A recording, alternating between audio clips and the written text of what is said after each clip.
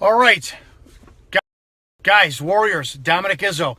It is Monday night, a little bit after 5 o'clock, and I'm going to take an opportunity. I want to talk about the events of one unbelievable roller coaster day, something that's going on. I posted not too long ago an extremely controversial post, which is offending everybody, but if anything, I want you guys to think about it. I truly, truly do.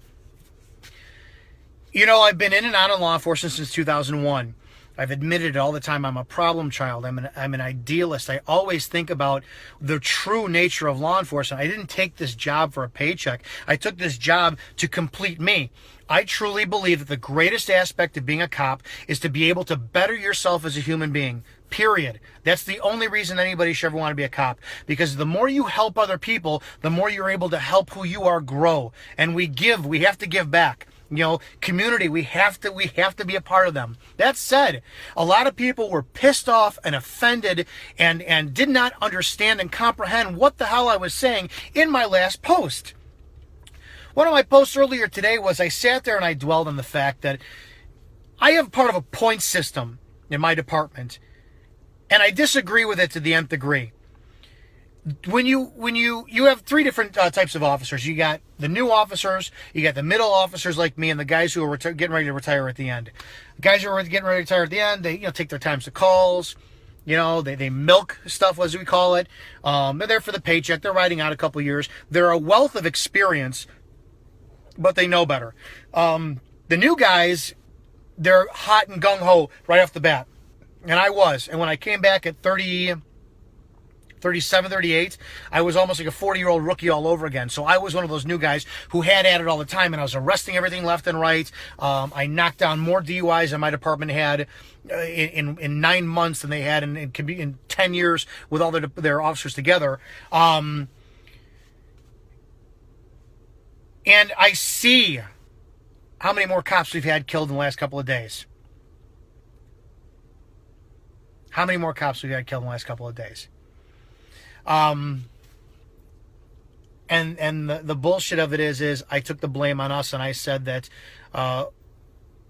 it's our fault. It's our fault as officers. And things that I want to address when I look at that post is, when I wrote that post, I thought of Blake Snyder. And I thought, how the hell could I ever look at his wife's face and say, we're at fault for your husband's death, for your husband being killed? And I thought of it more. And I thought, in some ripple of the pond way, all the arrests I did for bullshit little baggies of weed, for somebody, driving over the little yellow line, and then I went in their car, I smelled cannabis, and I took a weed out, and the Hispanic male who doesn't have a valid driver's license, or he has a suspended driver's license, but he's got 5 kids to feed, and the only way he can get to work was to drive for that day. And I arrest him, court costs, court fines, tows his car, and I understand it's his fault. I understand it's the kid's fault who's got weed on him, all that stuff. But when you pressure and pressure and pressure and pressure these kids, these people, with these petty crimes that we have discretion over, it's like beating a dog. We're not government-paid revenue generators. And I was thinking about how many times I wanted stats. I wanted to prove to my department what I'm capable of doing. And when you put together a point system, you have what happens like in my department, where you get an officer who's brand new and he's not accumulating his points, so he pulls someone over, and there's a friggin' little pill in the car, and that person gets arrested. And it's legal. It's 100% legal. It's a controlled substance. It wasn't her pill. But that person's now got a felony on their record. I can't live with that. I can't live with that in a day and age where I live like a king. I'm at one of the poorest paid departments out in my county, but I live like a king compared to these people who daily don't have a pot to piss in. They don't have any money. So many of them don't have jobs. They're all crammed 6, 7, 8 into a 2-bedroom house. This is not my job. This is not the job I signed up for. And I've been begging and pleading my department for months on Can we get education? Can we get training? How else can we solve this? Do we really want to arrest a drunk that's walking down in the middle of the road at 2 o'clock in the morning when the state statute says we can't? And I'm so fed up with this. And I told you, my time in law enforcement is very, very, very nearing the end. So when you're not heard, sometimes you got to demand that you're being heard. So when you have part of the problem and you can be part of the solution, I chose to do what in my heart I think is right.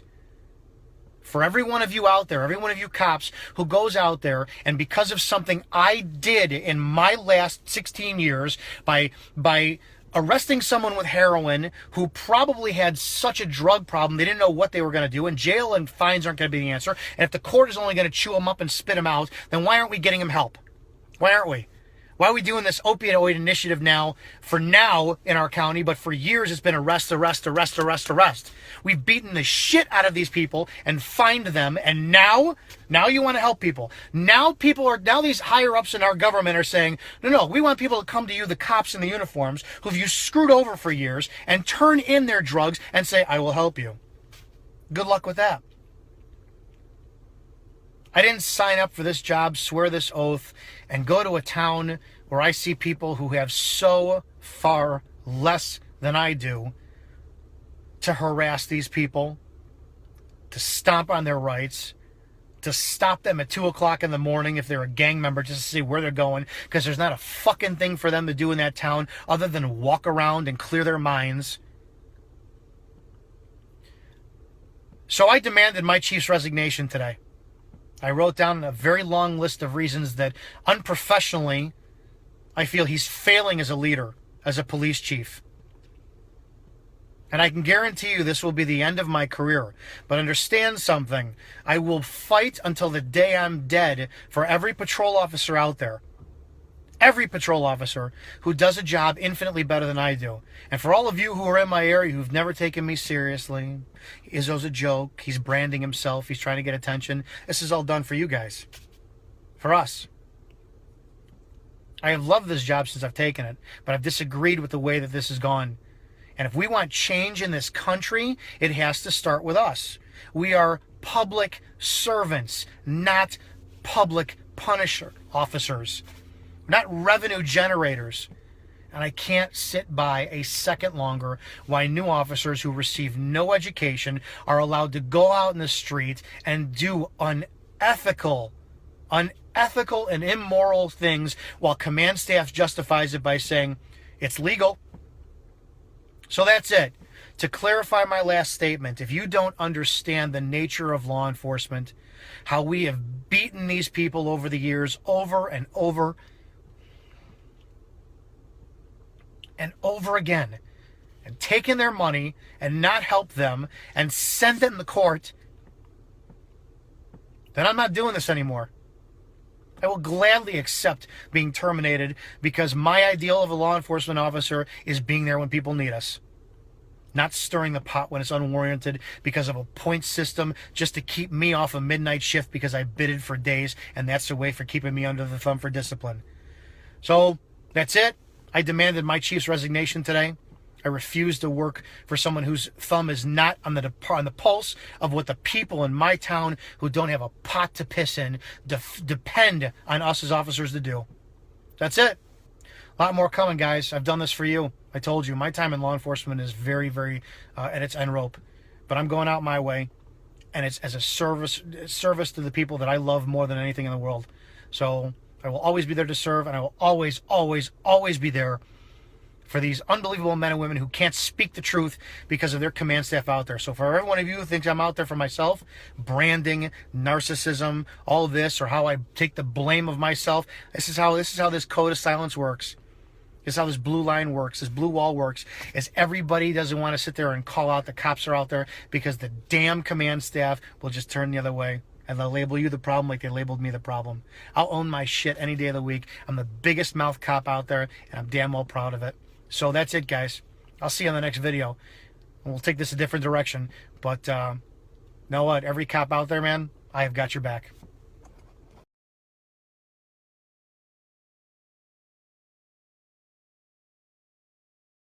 Exclusive. Good Cop speaks out against drug war. Blows whistle on chief, so now he's being fired. Read more at What Do a Wrongfully Convicted Baby Killer, the Mysterious Death of a Police Officer, and the Resignation of Nearly 20 Cops All Have in Common?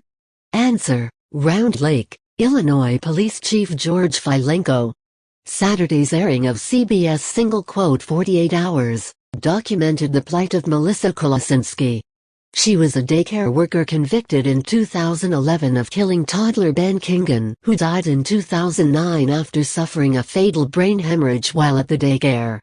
Filenko interrogated Kolasinski for a reported 9 hours before she says she gave in, and offered a false confession, recanting her previous 70 claims of innocence. She's been fighting for her freedom ever since.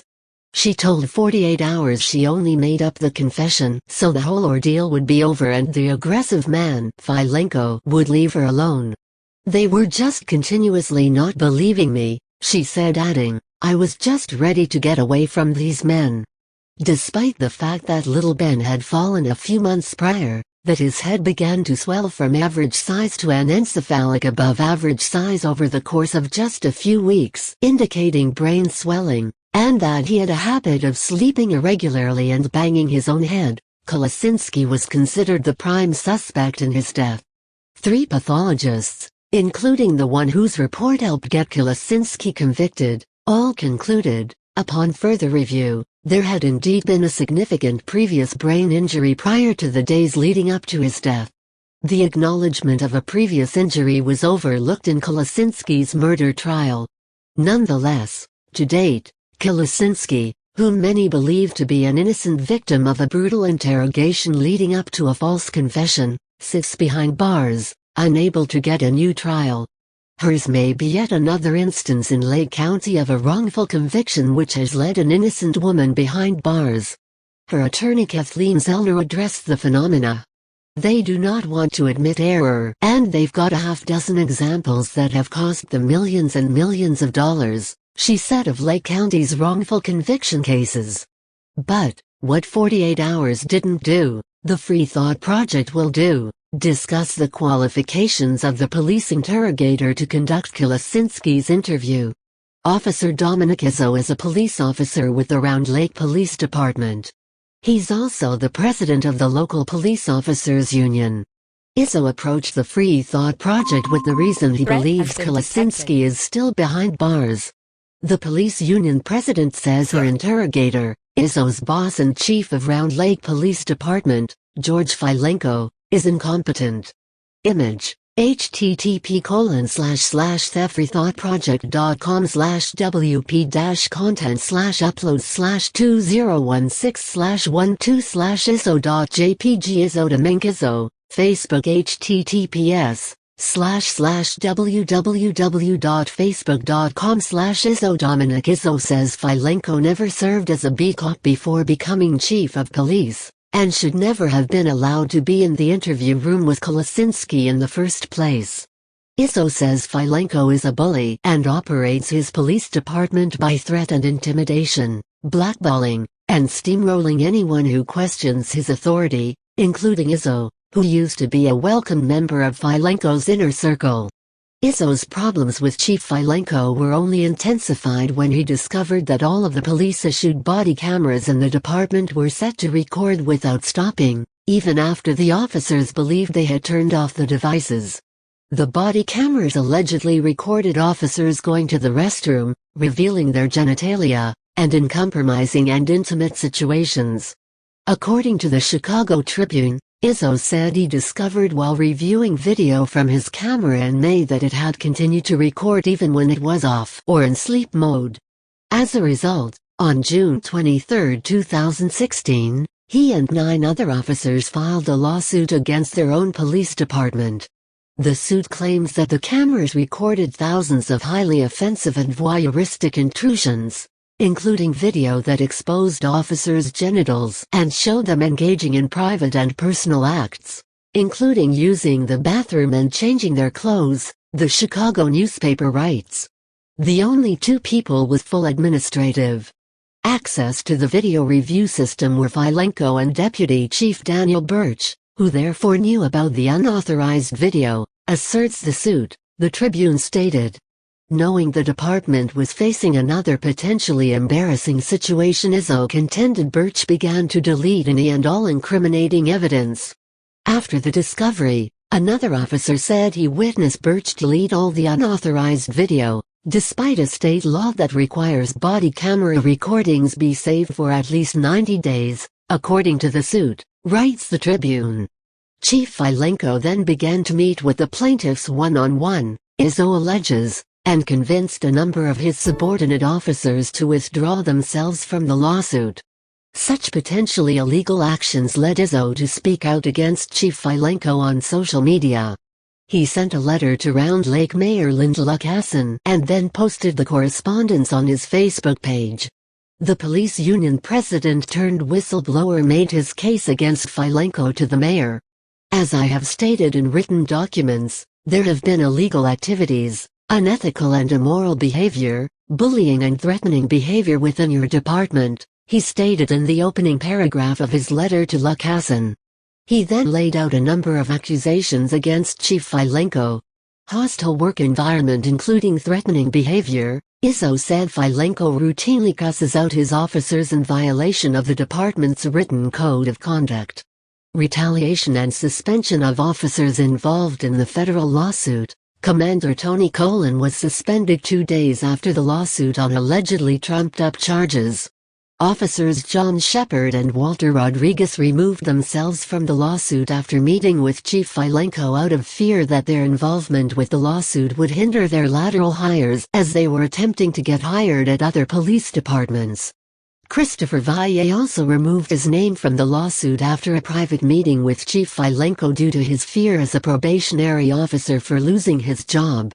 Commander Hector Leap also removed himself from the federal lawsuit after he had been the recipient of threatening behavior and intimidation by Chief George Filenko on an ongoing basis. Izzo also alleges the chief used disciplinary action to go after Leap, charging him with looking at pornography on his police-issued cell phone, but wasn't charged after he dropped out of the lawsuit. Leap then was supposedly pressured to go after Izzo and get him to drop the lawsuit. Leap allegedly told Izzo, "It's in your best interest to drop out of the lawsuit. I don't know what they, Chief Filenko and Deputy Chief Birch, are going to do to you. I am going to do what I have to do to keep my job." Implied death threat. Izzo said the chief threatened to have him investigated by the FBI, and threatened him privately by implying an officer could easily be shot through a weak point in the police-issued bulletproof vests. Izzo wrote, Chief Filenko, while at the rear portion of 215 East Main Street, placed his left hand on my right shoulder and stated to me, "You know, it's just a matter of time before a cop gets shot here," as he shook my shoulder and smiled at me. I believe this to have been an indirect threatening statement towards myself or other officers for entering the federal lawsuit. Evidence tampering. Izzo contended the chief ordered the removal of the body cameras and the server which housed the footage from the body cameras. Mentally unstable. Izzo claimed the chief has mental health issues which must be addressed. Openly discussing sexual conduct and misconduct involving officers. The union president told TFTP that the deputy chief and a rookie officer were engaged in an affair which Chief Filenko discussed openly using foul language. Age discrimination. Izzo stated the department, under the direction of Filenko, went after a senior officer because he was considered too old to be on the force. National origin discrimination. Izzo stated the chief routinely made fun of another officer's Latino heritage. Religious persecution. Izzo, a devout Christian, said the chief once told him, "I agree with your writings in regard to Facebook political posts, but I don't agree with your Jesus bullshit," and mocked his Christian tattoos, pointing at them and saying, "What the fuck are those?" History of double dipping. Izzo told the mayor that Chief Filenko was once working for 2 police departments at the same time. While working for the Lake County Sheriff's Office, Filenko was also employed as chief of police in Haynesville, Illinois, an action Izzo believes reveals his character of being unethical. After fellow Lake County officer Reed Jarkson blew the whistle on the double dipping, he too became the subject of increased scrutiny. and disciplinary action, which led to his termination from the force in 2002. Izzo says such retaliatory actions reveal Filenko had a history of going after anyone who dared to question his ethics. Filenko was appointed as the chief of police, even though he had only served as a police dispatcher and administrator, never a patrolman. Izzo wrote, "To date, there is no credible history of Chief Filenko having any direct patrol experience as that of a police officer, and was appointed to chief after being only a dispatcher and administrative commander." That last accusation is especially troublesome to Izzo. Traditionally, a police officer can only become a detective after serving several years on the police force as a patrolman, a beat cop. Many officers work a decade or more, receiving advanced training in police interrogations, and before being given the title of